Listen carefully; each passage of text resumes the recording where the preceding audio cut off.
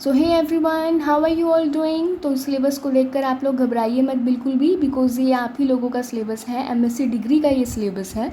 तो यहाँ आप देख सकते हैं हमारी जो यूनिट फर्स्ट है वो क्या है, स्टैटिस्टिकल थर्मोडायनेमिक्स की है, जिसको हम लोग स्टडी करते आ रहे हैं। ठीक है, तो now we have reach to the topic partition function, right.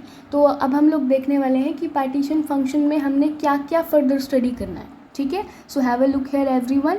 तो देखिए, पार्टीशन फंक्शंस में हमने स्टडी करने हैं ट्रांसलेशनल पार्टीशन फंक्शन को, रोटेशनल पार्टीशन फंक्शन को, वाइब्रेशनल को और साथ ही साथ इलेक्ट्रॉनिक पार्टीशन फंक्शन को। ठीक है, इन सब के साथ हमें नॉलेज होनी चाहिए कि how to calculate thermodynamic properties in terms of partition function. And after knowing all this we must know कि what are applications of partition functions. ठीक है, देखो इसके बाद भी एक टॉपिक है, that is heat capacity, behaviour of solids, chemical equilibria and equilibrium constant in terms of partition functions. तो देखिए, there is a lot to study about partition function in the unit statistical thermodynamics. Then you can relate कि how much important this topic is for according to exam point of view, है ना। So it is a very scoring topic and it is no doubt it is a very lengthy topic, but या अगर हम इसको समझ के करेंगे तो फिर वो ईजी हो जाएगा। समझने के साथ साथ हम इसकी जितनी ज़्यादा प्रैक्टिस करेंगे उतना हमें ये ईजी लगने लगेगा।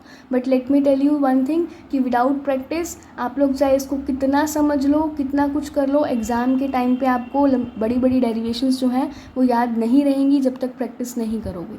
अगर एक भी स्टेप मिस हो गया तो फिर वो समझो कि आपकी पूरी डेरिवेशन रॉन्ग हो गई। आई बात समझ। और यहाँ से क्वेश्चन 7 मार्क्स का, 14 मार्क्स का कुछ भी पूछा जा सकता है। एग्जामिनर का नहीं पता, क्या पता वो यहाँ से कोई कंसेप्ट उठा के 2 नंबर के क्वेश्चन में डाल दे। ठीक है, तो यहाँ से 7 और 14 मार्क्स के क्वेश्चन तो बनते ही हैं, साथ में 2-3 इन मार्क्स के क्वेश्चंस भी कवर हो जाते हैं। एक सेक्शन होता है ना 2-2 मार्क्स के क्वेश्चन होते हैं, तो वो 2-2 मार्क्स के क्वेश्चन भी इस वाली यूनिट से कवर होते हैं।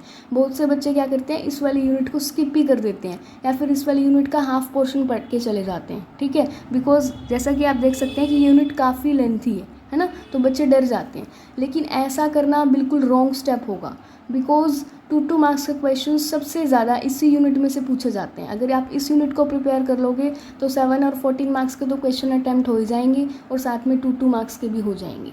ठीक है, 2-2 मार्क्स के कितने क्वेश्चन होते हैं, 7 क्वेश्चन तो होते ही हैं, वो कॉर्नर भी तो आपका 14 मार्क्स का होता है। तो it is a best scoring unit. थोड़ी सी टफ है, थोड़ी सी कॉम्प्लिकेटेड है, but if you will practice more and more then obviously it will become very easy. So let's start with partition function. तो देखो, ये सारे टॉपिक्स कवर करने से पहले पार्टीशन फंक्शन के हमें सबसे पहले क्या पता होना चाहिए, सबसे पहले तो यही पता होना चाहिए ना कि आखिर ये पार्टीशन फंक्शन होता क्या है, right. So now let me introduce the concept of partition function to you people. Okay, चलिए आइए जानते हैं कि पार्टीशन फंक्शन असल में होते क्या है और हमें क्या जानकारी देते हैं सिस्टम की। ओके, तो देखो, पार्टीशन फंक्शन को डिनोट किया जाता है क्यू से। किससे डिनोट किया जाता है, क्यू से। तो देखो, पार्टीशन फंक्शन ना एक ऐसा नंबर है जो हमें ये बताता है कि सिस्टम के मॉलिक्यूल्स कौन कौन से एनर्जी लेवल में प्रेजेंट है, मतलब कौन कौन से नहीं, कितने एनर्जी लेवल में प्रेजेंट है। देखो, जैसा कि हम लोग ये बात हर एक वीडियो में ऑलमोस्ट डिस्कस करते आ रहे हैं कि चाहे थर्मोडायनेमिक्स की कोई भी ब्रांच हो, हम उसमें सिस्टम को स्टडी करते हैं। और सिस्टम किससे मिलके बना है, सिस्टम मिलके बना है नंबर ऑफ मॉलिक्यूल से, राइट। जैसे कि मैंने यहाँ फिगर भी बना दिया ताकि आप लोगों को इजीली समझ आ जाए। तो ये क्या है, सिस्टम है और ये है सिस्टम के अलग अलग मॉलिक्यूल्स। ठीक है, अब जैसा कि हमें पता है कि हर एक जो मॉलिक्यूल है वो क्या है, अपने कोई ना कोई एनर्जी लेवल में एग्जिस्ट करता है, राइट। तो अब बात हमें पार्टीशन फंक्शन बता क्या रहा है, हमें पार्टीशन फंक्शन ये जानकारी दे देता है कि भाई ये जो मॉलिक्यूल्स हैं ना सिस्टम के, ये आखिर कितने लेवल्स में बटे हुए हैं। समझ आई बात। अब जैसे कि बहुत सारे एनर्जी लेवल्स होते हैं, ठीक है, कुछ लो एनर्जी लेवल होते हैं, कुछ मिडिल एनर्जी लेवल होते हैं, ठीक है, जिनको आप एवरेज एनर्जी लेवल कह सकते हो, या और कुछ हाई एनर्जी लेवल होते हैं। ठीक है, तो ऐसे बहुत सारे एनर्जी लेवल होते हैं। तो जो मॉलिक्यूल्स हैं वो अलग अलग एनर्जी लेवल में बटे होते हैं, डिस्ट्रीब्यूटेड होते हैं, डिवाइडेड होते हैं, राइट। तो अब ये कितने एनर्जी लेवल में बटा हुआ है इसकी जानकारी कौन देता है हमें, ये पार्टीशन फंक्शन देता है। ठीक है, इस बात को अगर आप लोगों ने थोड़ा और अच्छे से समझना तो यहाँ देखो, जैसे कि ये है ना,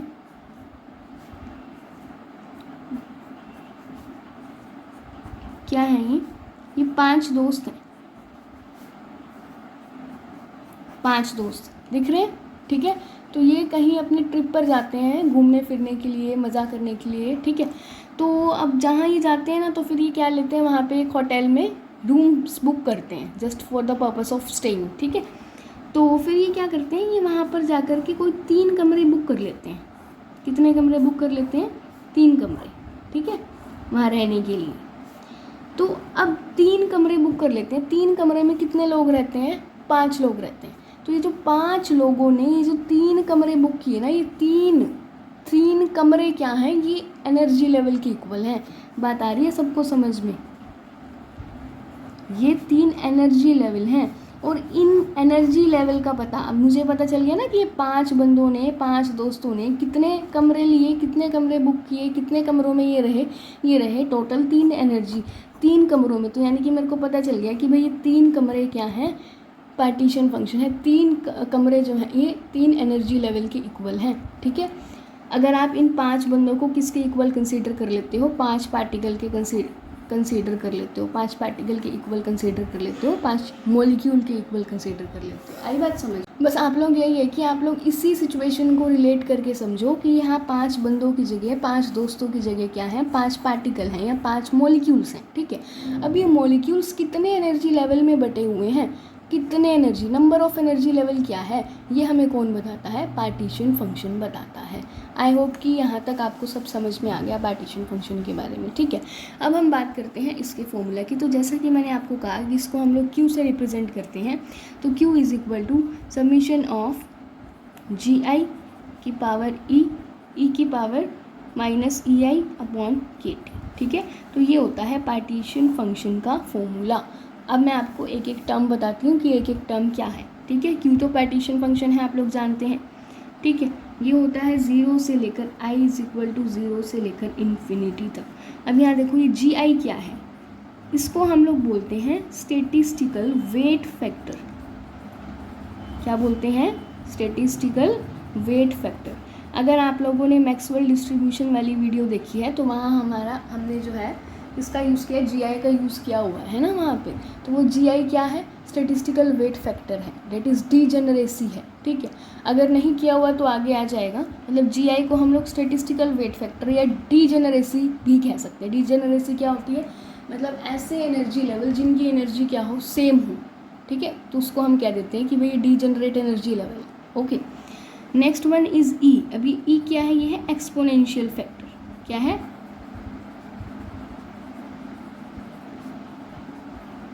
एक्सपोनेंशियल फैक्टर। अब ये ई आई क्या है, E I stands for different energy level,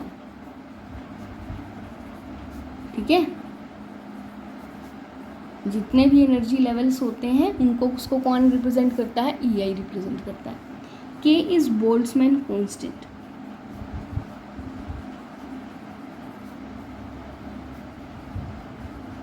ठीक है। T is temperature. अब पार्टीशन फंक्शन की कुछ बहुत ही ध्यान देने वाली बातें हैं। वो बहुत ही ध्यान देने वाली बातें ये हैं, देखो इनको मैं यहाँ लिख रही हूँ, ओके, पॉइंट्स में। तो नंबर 1 पॉइंट ये है, नंबर 1 बात ये है कि पार्टीशन फंक्शन ना एक डायमेंशनलेस क्वांटिटी है। क्या है, डायमेंशनलेस क्वांटिटी। इसकी कोई डायमेंशन नहीं होती, ठीक है, कोई यूनिट्स नहीं होती, इसकी यूनिट्स नहीं होती तो डायमेंशन भी नहीं होती। अगली बात समझ। दूसरा क्या है, दूसरी बात ये है कि जो पार्टीशन फंक्शन है ना, वो मैक्रोस्कोपिक प्रॉपर्टी को, सिस्टम की मैक्रोस्कोपिक प्रॉपर्टी को लिंक करता है माइक्रोस्कोपिक प्रॉपर्टीज।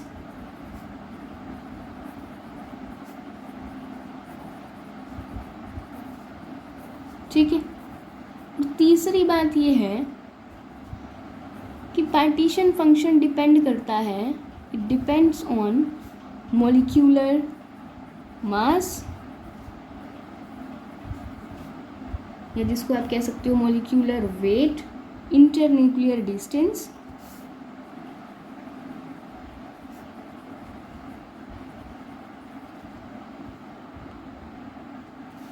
मॉलिक्यूलर वॉल्यूम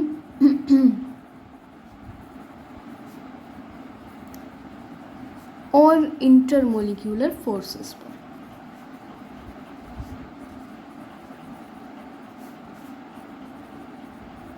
ठीक है, तो ये 3 पॉइंट्स आपको ध्यान में रखने हैं। जहाँ कहीं भी पार्टीशन फंक्शन का क्वेश्चन पूछा जाए, चाहे 7 मार्क्स का हो चाहे 14 मार्क्स का हो, तो अब तक हमने जितने पॉइंट्स डिस्कस किए हैं, जितने डेफिनेशन, जितना फॉर्मूला जो भी हमने देखा है अब तक पार्टीशन फंक्शन के बारे में, वो सब आपने एक्सप्लेन करना है। मतलब ये तो जस्ट क्या है, एक लिटिल इंट्रोडक्शन है। तो चाहे कितने भी मार्क्स का क्वेश्चन हो, इतना इंट्रोडक्शन तो आपने देना ही है, स्टार्टिंग आपने यहीं से करनी है। ओके, क्लियर है? तो अब हम लोग बात करते हैं इसकी डेरिवेशन की।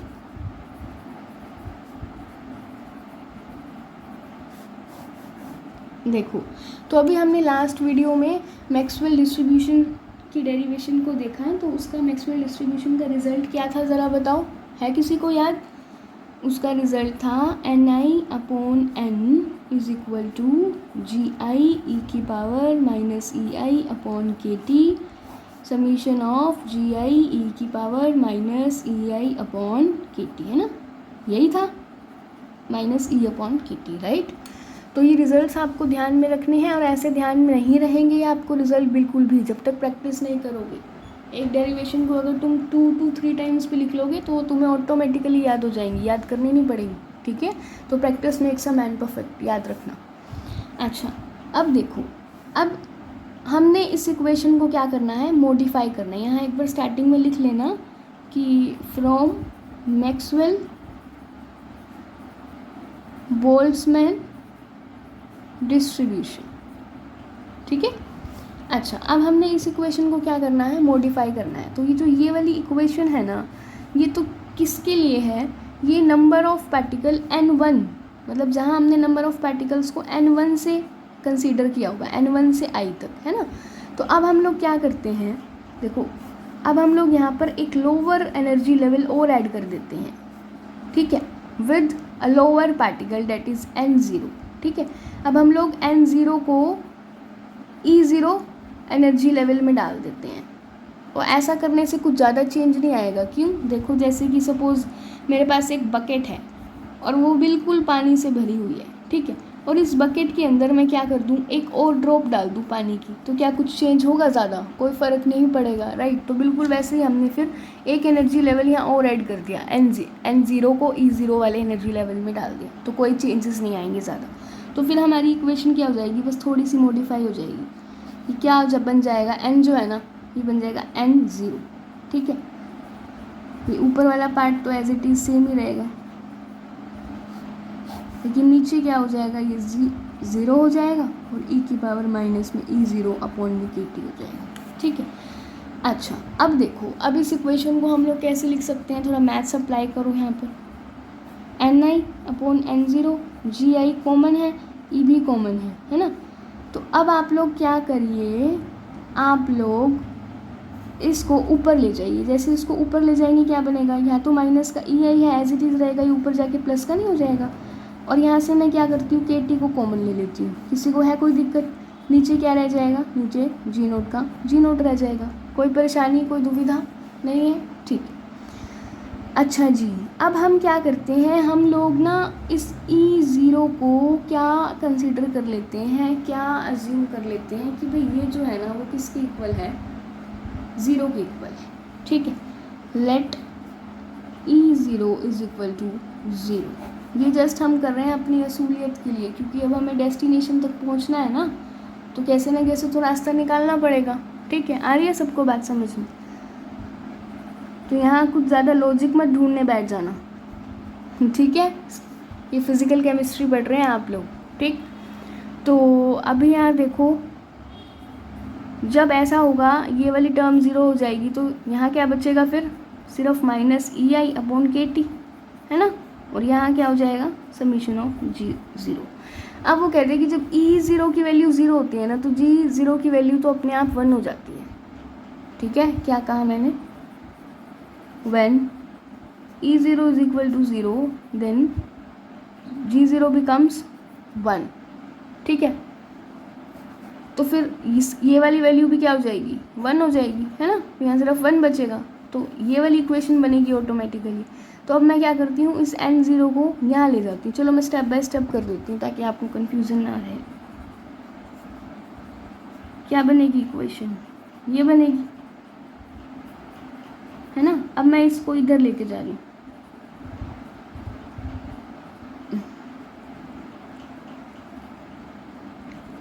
n0 gi की पावर माइनस में ei अपॉन kt, ठीक है। अब देखो जो कैपिटल N होता है ना, ये समीशन ऑफ ni के इक्वल होता है, ये बात हम सबको पता है ना। तो अब फिर हम क्या करें, इस ni की वैल्यू को इसमें डाल दें, कोई दिक्कत है नहीं है ना, just to reach our destination. तो देखो अभी मैंने क्या कहा, n इज इक्वल टू, एक minute, n is equal to summation of ni। तो ni की वैल्यू क्या है exactly, n0 n0 gi e की पावर माइनस में ei अपॉन kt, ठीक है। तो अब देखो समीशन का क्या मतलब होता है, समीशन से आप लोग समझते क्या है, समीशन का मतलब है कि भाई एडिशन ऑफ टर्म्स, है ना, कि भाई किसी कुछ टर्म्स को जोड़ के ये टर्म बनी, इसलिए यहाँ क्या लिखा हुआ है, समीशन लिखा हुआ है ना। तो अब हम लोग इस समीशन को खोल देते हैं, तो क्या होगा यहाँ से n0 को, चलो एक बार ये रहने दो, n को खोलते हैं। सबसे पहले हम लोग 0 से स्टार्ट करते हैं, ठीक है। e0 अपॉन kt, फिर क्या आएगी, 1 वाली टर्म आएगी। ध्यान रखना n0 को सब में सेम ही रखना है, सिर्फ g इसको बदलना है, g को, और एनर्जी को बदलना है, ठीक है। e की पावर माइनस में e1 अपॉन kt, फिर n0 g2 e की power minus e2 upon kt, ये ऐसे सोन चलता रहेगा। तो अब देखो जब ऐसे सोन चलता रहेगा तो यहाँ से मैं सब में n0 तो कॉमन है ही, तो मैं n0 तो कॉमन लिख ही सकती हूँ, है ना। तो अंदर क्या बचेगा, फिर अंदर जो टर्म्स बचेंगे उसको लिख दो।